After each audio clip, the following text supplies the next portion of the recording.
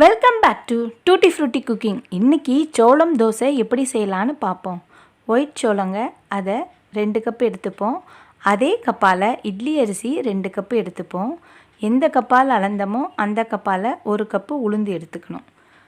1 spoon வெந்தயம். இது தாங்க சோள தோசைக்கு வேணும்.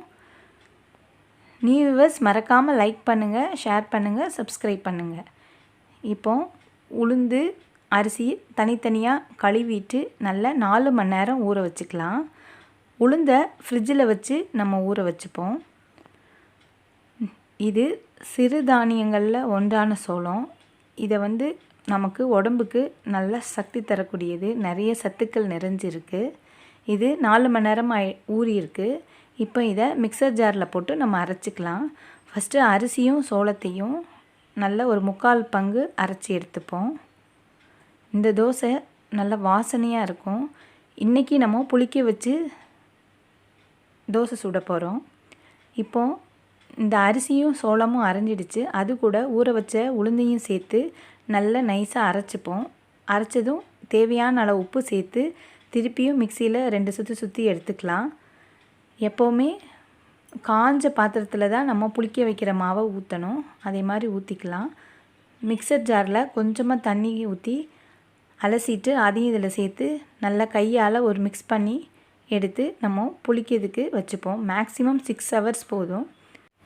இது ஃபர்மெண்டாக நம்ம மூடி போட்டு வச்சிடலாம். இந்த தோசை ரொம்ப வாசனையாக இருக்கும், ரொம்ப ஹெல்தியானது. இப்போ 6 மணி நேரம் ஆயிடுச்சு. பாருங்கள், நல்லா பொங்கி வந்திருக்கு மாவு. இப்போ இதை ஒரு கரண்டி போட்டு நல்லா மிக்ஸ் பண்ணிடலாம். ஏன்னா நான் அப்புறமா தான் தோசை செய்ய போகிறேன். மிக்ஸ் பண்ணிவிட்டு நல்லா மூடி போட்டு வச்சுருவோம். இந்த தோசை செய்யும்போது நல்ல வாசனையாக இருக்கும். இந்த தோசை மாவை நம்ம புளிக்காமல் கூட தோசை செய்யலாம். சோளம் தோசை. அது எப்படின்னா, சோளத்தில் கொஞ்சம் தண்ணி தெளிச்சிட்டு ஒரு 1/2 hour ஊற வச்சுட்டு மிக்சியில் பல்ஸ் பண்ணி அதனுடைய மேல் தோலை லேசாக எடுத்துடணும். அதுக்கப்புறம் இதே மாதிரி கொஞ்சம் ஊற வச்சு அரைச்சோம்னா உடனே தோசை செஞ்சு சாப்பிட்டுப்பாங்க. அதுவும் நல்ல வாசனையாக சூப்பராக இருக்கும். இப்போது நம்ம இந்த மாவில் தோசை ஊற்றுறேன் பாருங்கள். மெல்லிசாக ஊற்றிட்டு கொஞ்சம் எண்ணெய் ஊற்றுனதுக்கப்புறம் அப்படியே தோசை எலும்பியே வரும். அதுக்கப்புறம் திருப்பி கொடுத்து எடுத்தோம்னா நல்ல கிறிஸ்பாக கிடைக்கும். பாருங்கள், ரொம்ப சூப்பராக இருக்கும். நல்ல வாசனையாக இருந்துச்சு சோள தோசை. ஊத்தப்பம் மாதிரி கூட நம்ம கொஞ்சம் தடிமனாக ஊற்றி செஞ்சுக்கலாம். அப்பவும் நல்லா சாஃப்டாக சூப்பராக கிடச்சிச்சு. ஃபர்மெண்டானால ஓட்டையாக இருக்குது பாருங்கள், ரொம்ப சூப்பராக இருந்துச்சு.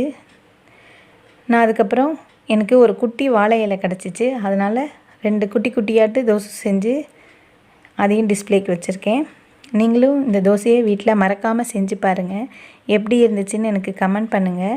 ரொம்ப ஹெல்த்தியான தோசைங்க, மறக்காமல் ட்ரை பண்ணி பாருங்கள். அதுக்கு நான் கார வெங்காய சட்னி வச்சுருக்கேன். அது இன்னொரு நாள் அப்லோட் பண்ணுறேன். மிளகா பொடியும் வச்சுருக்கேன். சூப்பராக காம்பினேஷன் ரொம்ப டேஸ்ட்டாக இருந்துச்சு.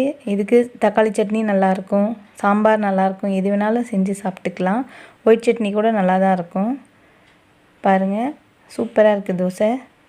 இந்த வீடியோ பிடிச்சிருந்தா மறக்காமல் லைக் பண்ணுங்கள், ஷேர் பண்ணுங்கள், சப்ஸ்கிரைப் பண்ணுங்கள்.